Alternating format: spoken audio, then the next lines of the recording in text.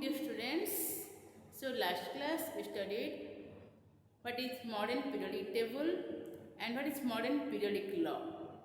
And the modern periodic table or long form of periodic table consists of 7 periods and 18 groups. And now here we are going to study about how the characteristics of some block elements, how this periodic table classified into some blocks, and about some periodic properties. Look here. So this is the skeleton of long form of periodic table or modern periodic table. So it consists of 18 groups starting from group 1, 2, 3, 4, 5, 6, 7, 8, 9, 10, 11, 12, then 13, 14, 15, 16, 17 and 18, and consists of periods, that is period 1, 2, 3, 4, 5, 6 and 7. So these are 7 periods and 18 groups. Now this periodic table again classified into 4 blocks. So this is classified into 4 blocks. So when we write the electronic configuration, in the electronic configuration last electrons enters which subcell, depending on this is assigned, one block is assigned to that element. So if the last electron enters to the S subcell, then that is present in S block. If the last electron enters to the P subcell, then that is present in P block. If the last electron enters in the D subcell, then that is present in D block. And if the last electron is present in F subcell, then this is present in F block. So what are the blocks? Look here, these two, group 1 and group 2. These two are known as S block elements. These are known as S block or S block elements, group 1 and 2. So hydrogen, lithium, sodium, magnesium, lithium, sodium, then potassium, rubidium, cesium, francium. And here that is your after this beryllium, then magnesium. So here beryllium, magnesium, calcium, strontium, barium, radium present in group 2, and this is group 1, group 2. So these are known as S block elements. And group 13 to 18. So these groups are known as P block elements. P block elements. And group 3 to group 12. These are known as D block elements. D block elements, and these two are known as, these two series are known as F block elements. And when we arrange in group 13, here boron is present, boron, aluminium, gallium, indium, thallium is present. And what are the elements present? So here carbon, silicon, here is boron, silicon, carbon, silicon, and this is a diagonal present here, silicon, here germanium, and here also nitrogen, phosphorus, arsenic, antimony, bismuth, tin, here lead, oxygen, sulfur, selenium, gadolinium, polonium, fluorine, chlorine, bromine, iodine, astatine, noble gases, helium, neon, argon, krypton, xenon, radon. These are present. So if we consider about this diagon, that is, look here, tellurium and polonium. Up to this,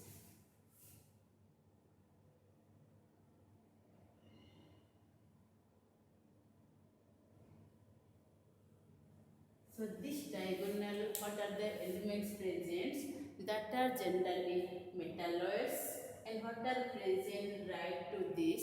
These are generally non-metals, and except this hydrogen one in this block, except this hydrogen, all other what are present left to this diagonal, that are known as your metals.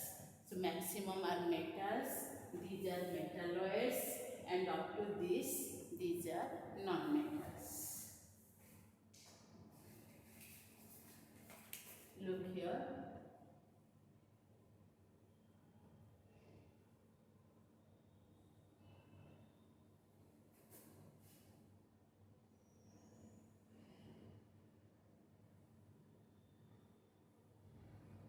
What elements are present here? So in diagonal, these are your metalloids. Left to these, all are metals except hydrogen. And what are these are present right to this? All these are non-metals. Now let us study about what are the block elements and what are their characteristics. So this is just the skeleton of periodic table, and these are F block elements, D block elements, P block elements, S block elements. All the F block elements are present in group 3. All the F block elements are present in group 3. Group 13 to 18, P block. Group 3 to 12, D block. 1 to S block, and all these F block elements are also present in group 3. Okay. So now next let us study about the characteristics and what are the S block elements and the characteristics of S block elements. Similarly about P block elements, about D block elements and F block elements. Briefly, let us discuss about the various block elements. So, S block elements.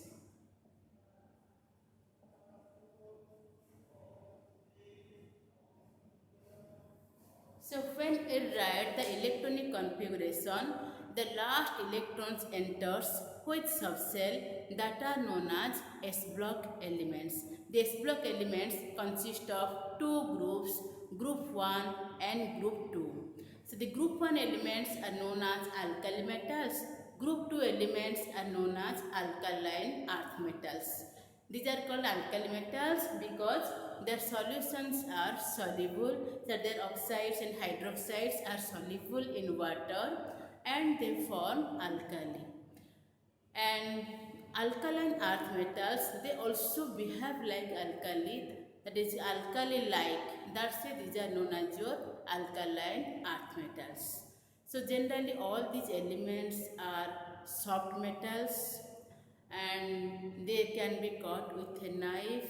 They are highly reactive, and these are when extracted, generally extracted by electrolytic reduction method. All these elements and their compounds impart characteristic color to the flame. Okay, so these are the characteristics of S block elements. Their oxides are generally basic in nature, and their hydroxides also basics in nature. Okay, so now I have just here I am going to write the points. You note down all these points. So look at the following points.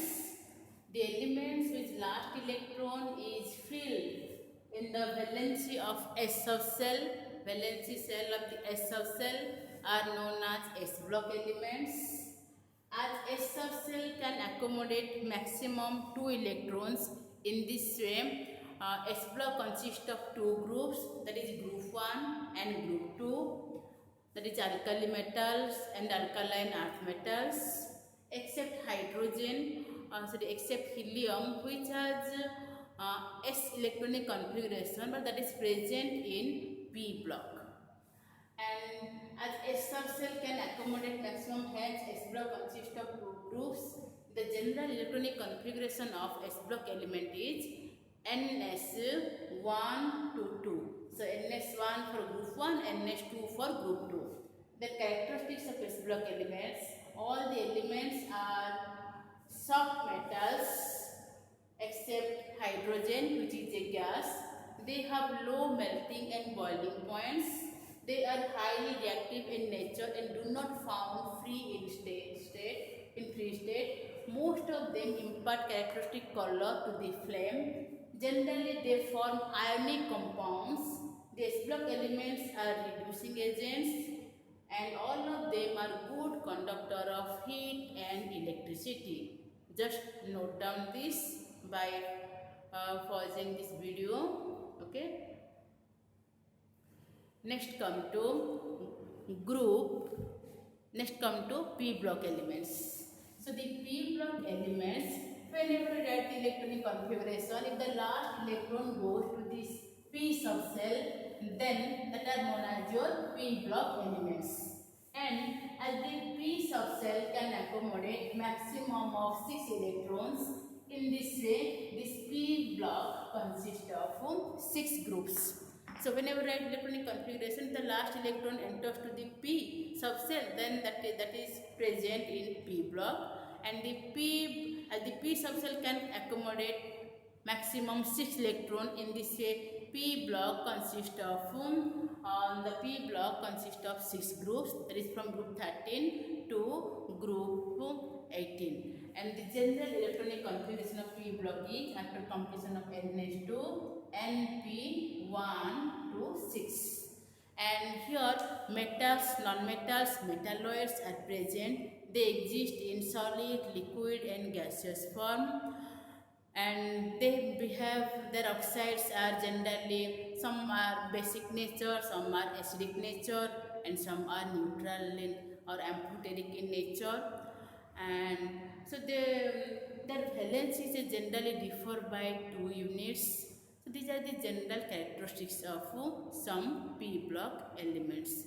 Now let us note down what are the characteristics of p block elements and what are the p block elements. So let us point out what are the characteristics of p block elements. So the p block elements generally present from group 13 to group 18. So this consists of group 13 to group 18. So the elements whose last electron enters the p subcell are known as p block elements, and p as accommodate maximum 6 electrons. In this way 6 groups, that is from group 13 to 18. Okay. So p block elements are 6 groups. The general electronic configuration is NH2 NP1 to 6. So 1 to 6 progressively these are filled from group 13 to 18. Then characteristics, all the elements include metals, non-metals, metalloids. S block element, only metals are present except hydrogen. The compounds of this block are mostly covalent in nature. Most of the elements shows variable valencies and oxidation states. So in every period, the reducing character of element decrease from left to right, while oxidizing property increase from left to right. The oxides of the most of the elements are acidic nature, and the group 18 elements are known as noble gases or rare gases or inert gases. The group 17 elements or aerogens. The group 17 elements are known as halogens. The group 16 elements are known as chalcogens, and group 15 elements are known as nicogens. So point out the characteristics and about some identification of these p block elements. So after these p block elements, next come to d block elements. So the d block elements are those where whenever at the electronic configuration, if the last electron enters to the d subcell, that are known as your d block elements, and they are present generally in the penultimate orbital, not the last outermost cell, but the one cell less than that of the outermost shell, last but one. Okay, so that is called the penultimate cell. And here all the elements, these elements also show variable oxidation state. These are generally formed colored compounds. These are generally exhibit the magnetic behavior, paramagnetic behavior. All the D block elements generally form complexes. So they form generally these are used as for preparation of alloys. So these are the characteristics of D block elements. So these elements are neither very hard nor very soft, but these are more malleable, ductile, and they have high melting and boiling points. So these are the characteristics of D block elements. Let us point out what are the characteristics of D block elements.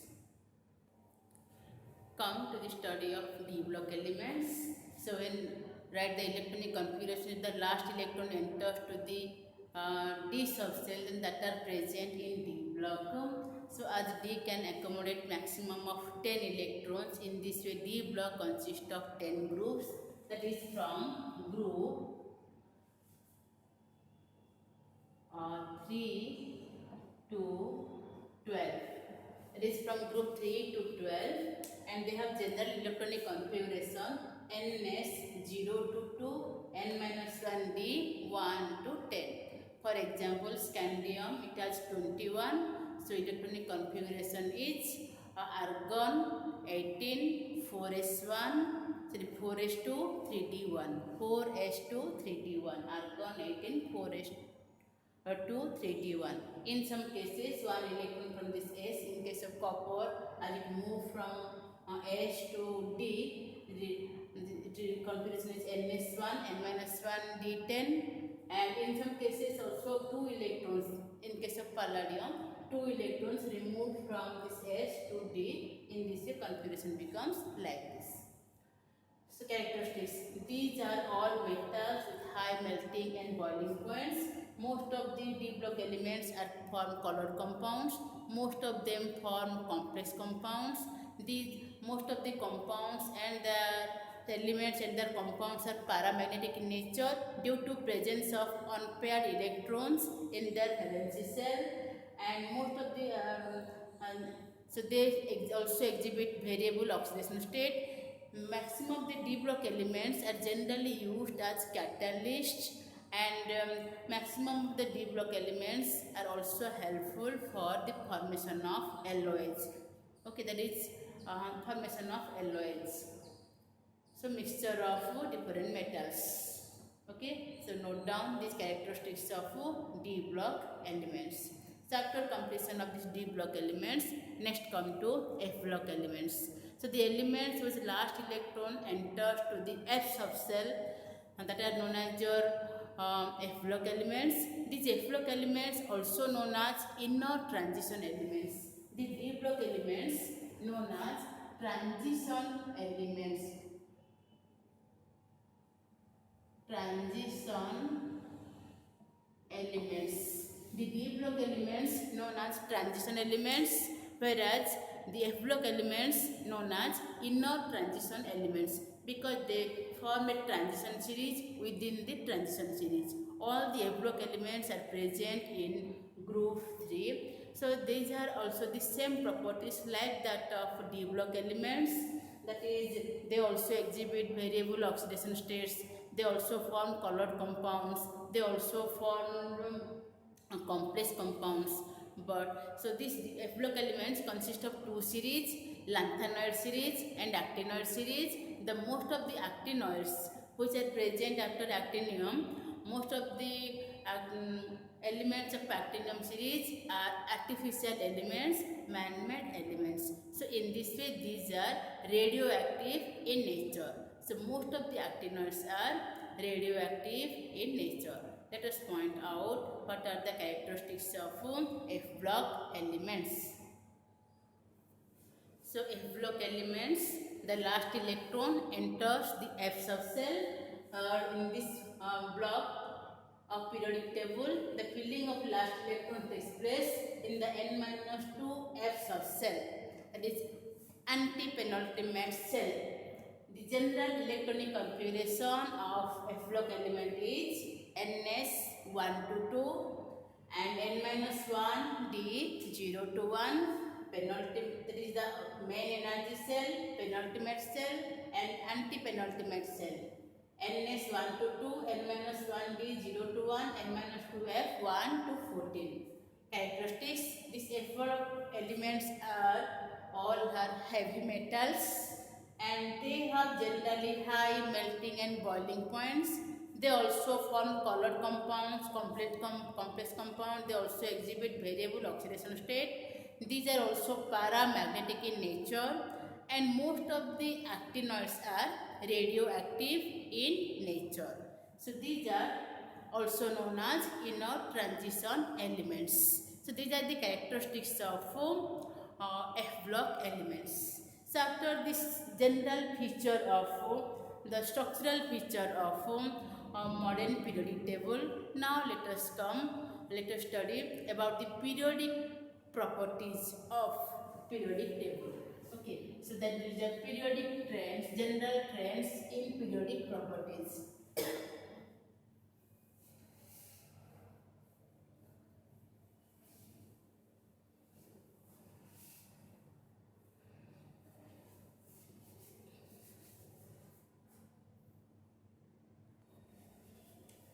Periodic trends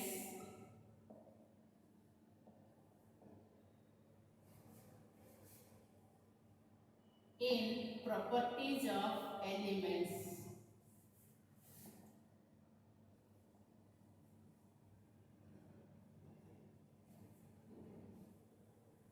Periodic trends in properties of elements. So properties of elements means what is the characteristics of elements. So as we know, in the periodic table, elements are arranged according to the electronic configuration, and the elements which have similar electronic configuration, which have general electronic configuration same, that are placed in a same group. So in this way, they also have the same properties, and the electrons are progressively filled one by one. Then the electrons are generally present from left to right in different groups. So in this way, as the arrangement takes place, the properties also follow a regular trend. And as the similar electronic configuration comes after 2, 8, 8, 18, 18 and 32. As similar electronic configuration comes after this, similarly properties are also comes in. Properties also follows the similar way after this electronic configuration difference 2, 8, 8, 18, 18 and 32. That is called the magic number. So as the similar type electronic configuration takes place, then similar behavior takes place. So properties means here different physical properties and different chemical properties.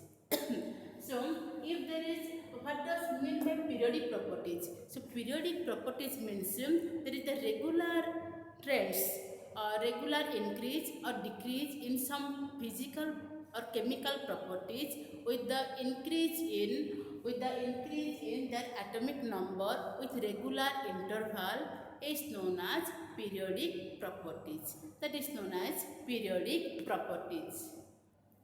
So the properties of elements which depends on the electronic configuration of the atoms and show a regular gradation on moving down the groove or along a period, that are known as periodic properties. And this periodic properties is due to electronic configuration of elements. So there are different types of physical and chemical properties, that is melting point, boiling point, density, reactivity towards hydrogen, oxygen, halogens, etc. But here we are generally going to discuss about 5 important points, that is atomic radius, atomic radii,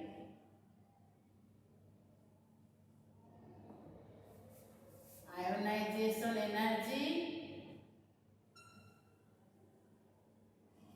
electron gain enthalpy, electron gain enthalpy,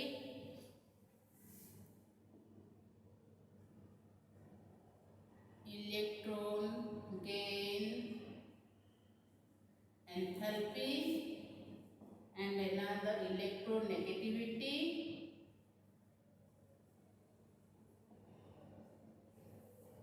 then valency and oxidation states. So about these 5 points mainly we are going to discuss. Let us discuss one by one. So first come to atomic radii. So in atomic radii, so what is the distance of what is the distance between the center of the nucleus to the outermost electron is known as atomic radius, and the plural for atomic radii. So distance from the nucleus to the outermost electron in an atom is known as atomic radius.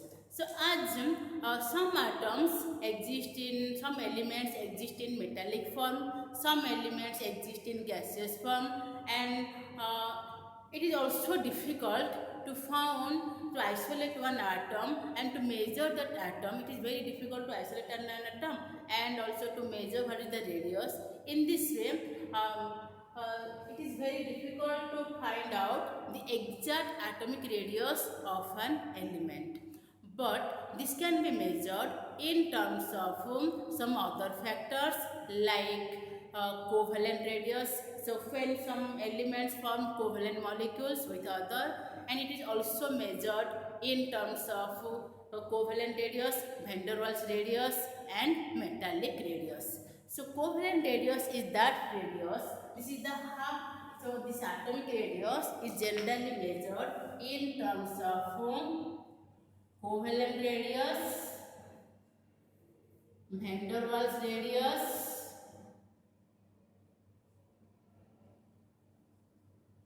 and another metallic radius. So covalent radius is that this is the half of the internuclear distance between two identical atoms in a covalent molecule. So suppose hydrogen is there, and this is the internuclear distance between two atoms, and this internuclear distance is there, and half of the internuclear distance between these two atoms, this is known as covalent radius. And generally for chlorine, fluorine, bromine, iodine, generally this covalent radius is measured. And van der Waals radius. So this is the half of the distance between two identical atoms in different molecules or different atoms when these are very closely packed in solid state. That distance is known as van der Waals radius. Suppose there are two molecules are there, and two covalent molecules are there, or two free atoms, inert gases are there, and very closely packed in this way. What is the internuclear distance between them? What is the between two identical atoms? What is the internuclear distance between them? And half of the internuclear distance between them, this is known as your covalent radius. So here this is also known as the covalent radius. So this is known as van der Waals radius. This is R, COV, and these two represents R van der Waals. So this is for molecule and this is for an atom. So this is for the actually van der Waals radius, and this is for atom.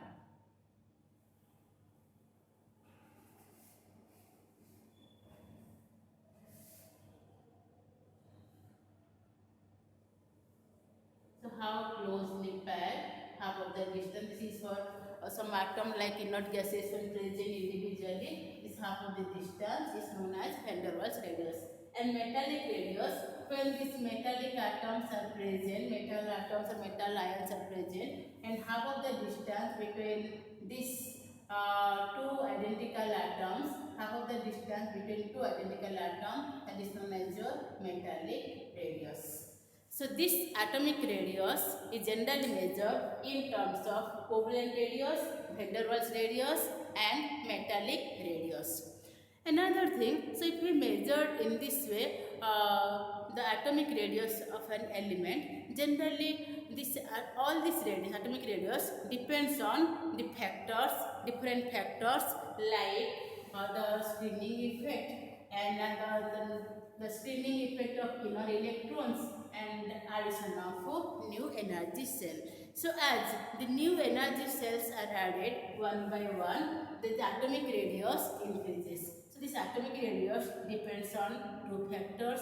One is that is addition of new energy cell, addition of new energy cell, another nuclear charge, and another screening effect. It depends on these three factors.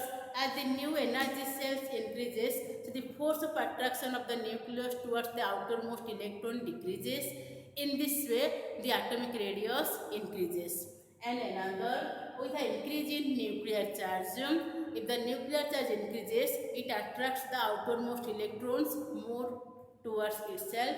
In this way, the atomic radius decreases. And another screening effect. If the inner electrons screen, so actually the nucleus attracts the outermost electron, and the same way the inner electrons, they want to repel the outermost electron. So the repulsion at force of this inner electron is known as your screening effect. So due to the screening effect want to decrease the atomic radius, while the nuclear charge, the screening effect want to increase the atomic radius, while the nuclear charge want to decrease the atomic radius. So in this way, nuclear charge want to decrease the atomic radius. So as we move, when we move in a period from left to right, so as the left right, within the same cell, one electron, suppose atom is there, then first one electron, then two electron, then three electron, four electron, five electron, six electron, seven. So more number of electrons are added. As more number of electrons are added, as well as here more number of protons are added. So in this way, nuclear charge increases. So within the same cell, if more number of electrons are added, so the nuclear charge increases. In this way, atomic radius decreases. So as we move left to right, the atomic radius decrease due to increase in nuclear charge. In the same way, as we move down the group from top to bottom, in this way, so here what happens? Nucleus, one energy cell, another energy cell, another energy cell, another energy cell, continuously added. In this way, the distance from the nucleus to the outermost electron, it increases. So due to addition of new energy cells, as we move down the group, the atomic radius increases. That means from lithium, sodium, potassium has more atomic radius than that of sodium, than that of lithium. So the atomic radius increases in a group and decreases along a period. So the alkali metals in a period have generally the largest atomic radius, while halogens have the smallest atomic radius. And for the inert gases, due to inter-electronic repulsion, as all the valence electrons are fulfilled, so due to inter-electronic repulsion takes place, their atomic radius increases slightly. Their atomic radius increases. Okay, so in this way, the variation of atomic radius takes place. Now let us point out what is atomic radius, what are the different terms of atomic radius, and how these vary along a period and along a group. So atomic radius, it is the distance from the center of the nucleus to the outermost cell containing electron is known as atomic radius. Atomic radius of an element can be measured accurately. So it is expressed in terms of covalent radius, metallic radius and van der Waals radius. So what is covalent radius? It is the half of the distance between the center of the nucleus of two adjacent similar atoms join to each other by single covalent bond. If this is a covalent molecule is formed, then this is the internuclear distance, this is the bond length, and half of this bond length is known as covalent radius. And van der Waals radius, suppose two molecules are come closer to each other, then what is the between two adjacent atoms, what is the half of the distance between them? So this is the two molecules, identical molecules, these two are the two atoms. So what is the half of the internuclear distance between these two atoms, that is known as van der Waals radius.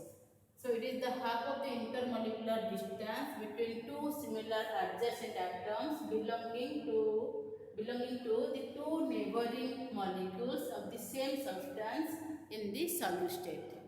And metallic radius, this is the half of the distance between the center of nuclei of two adjacent atoms in a metallic crystal. So two atoms are there between the nucleus and nucleus. What is the distance? Half of the distance is known as metallic radius. So if we consider about the different radius, generally it is found that the van der Waals radius is have more length than that of metallic radius, than that of covalent radius. So this is about some idea about atomic radius. Next come to how these atomic radius vary in a group and in a period.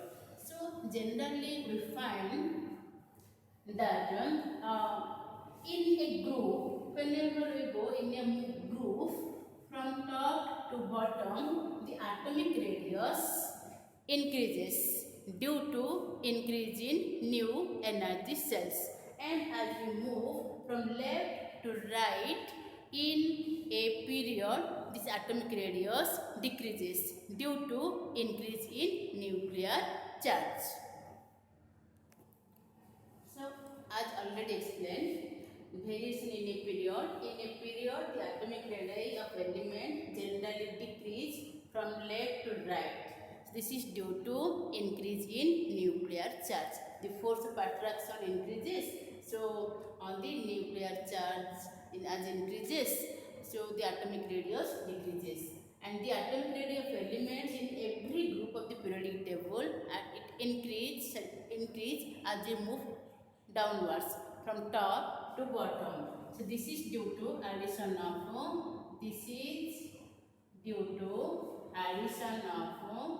successive energy cells. So in this way, if we consider lithium smaller size than that of sodium, than that of potassium, than that of rubidium, than that of cesium. So if we consider in this case, so generally the halogens have smaller size. So in this way, sodium, magnesium, aluminium. So sodium has larger than magnesium, then aluminium, then silicon. So in this way, the atomic radius vary. Next come to another property, that is ionic radius. Atomic radius.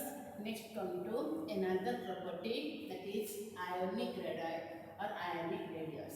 So the ionic radii, what is ionic radii? This is the distance from the center of the nucleus to the outermost electron up to which the ion has influence. So this is from the distance from the center of the nucleus up to the outermost part up to which the ion has influence. That distance is known as your ionic radius. And this ionic radius also depends on different factors. Okay, so what is ionic radius? What are different factors? First note down. Look here, this is ionic radius. The effective distance from the center of the nucleus of the ion up to which it exerts its influence in the electron cloud, that is known as ionic radius. And these ions are generally of two types, cation and anion. So cation is the positive ion and anion, that was the negative ion. So cation has generally smaller size than that of the ion atom, and the anion has generally larger size than that of the atom. Because when an electron is added, extra electron is added, repulsion takes place. In this way, its ionic radius increases. In case of cation, when one electron is removed, so the nuclear charge towards outer electron increases. In this way, ionic radius decreases. So we cannot determine how the ionic radius vary in a period, because different elements form different ions. Some form positive ions, some form negative ions. But in a group, they form similar type of ions. So as they form similar type of ions, but new energy cells are added. In this way, when we move in a group from top to bottom, the ionic radius increases. In this, if we consider about the ions like Na plus and K plus, so the potassium ion has larger size than that of Na plus ion. Similarly, Cl minus ion has larger size than that of F minus ion. So in a group, the ionic radius increases. Next come to variation of ionic radius in isoelectronic species. So as you cannot compare the ionic radius in a period, for that generally we consider isoelectronic species. Iso means same number of electrons. So the different species having the same number of electrons are known as isoelectronic species. That may be atoms or ions. For example, if we consider about Na plus and Mg2 plus ion, then both have the same number of electrons, 10 electrons. These are known as isoelectronic species. In the isoelectronic species, if the species have higher the value of nuclear charge, then its atomic radius is smaller. If it has smaller value of nuclear charge, effective nuclear charge, then it has higher ionic radius. So in this way, if we consider about the ionic radius of Na plus, Mg2 plus and F minus, O2 minus, all contain the same number of electrons, that is 10 electrons. So first write down these points or a while, then I will explain you. Okay, so pause it and note down these points. Next here I am going to explain it. Suppose you consider the ions of Na plus, Mg2 plus, Al3 plus and another F minus, O2 minus. All contain the same number of electrons, 10, 10, 10, 10 and 10. And if we consider their atomic number value, then the atomic number Z equal to 11, 12, 13, this is 9, this is 8. And when we consider the Z by E value, 11 by 10, this is 12 by 10, 13 by 10, 9 by 10 and 8 by 10. So they have this type of Z by E value. So here the higher the value, in this case this Al3 plus has higher value of Al3 plus has higher value of nuclear charge 1.3. In this it has the smallest size and it has the largest size, as the Z by E value is smaller. So from this Z by E value you can determine which has larger size and which has smaller size. Higher the value of Z by E, smaller is the size, and less is the value of smaller the value of Z by E, and then it has larger the size. For today up to this, and next we will discuss some other properties.